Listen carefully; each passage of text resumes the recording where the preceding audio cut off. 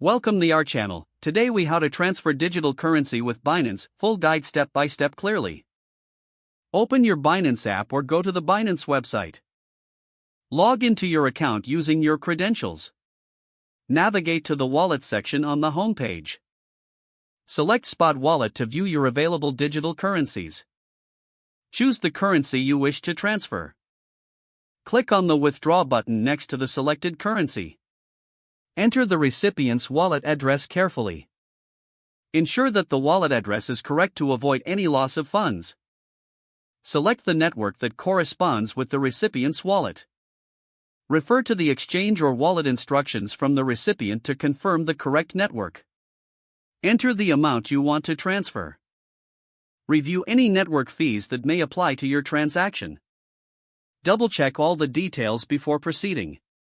Click on the Confirm button to initiate the transfer. Complete any additional security verifications if prompted, such as two-factor authentication.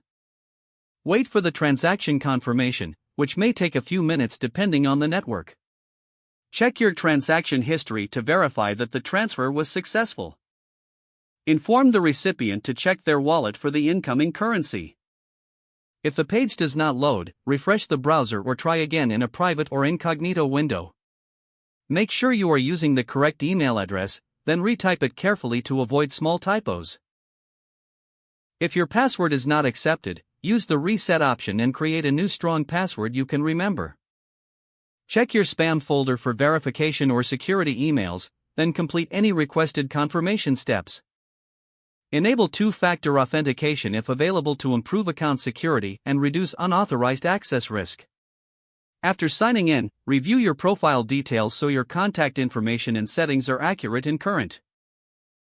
If you see an error message, note it down and try again after restarting your device and internet connection. Log out when you finish, especially on shared devices, to keep your account and payment information secure. If the page does not load, refresh the browser or try again in a private or incognito window.